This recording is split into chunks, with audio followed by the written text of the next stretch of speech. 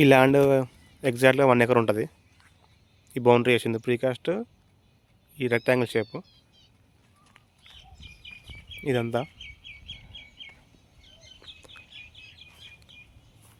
Per acre వచ్చేసి 4.5 CR.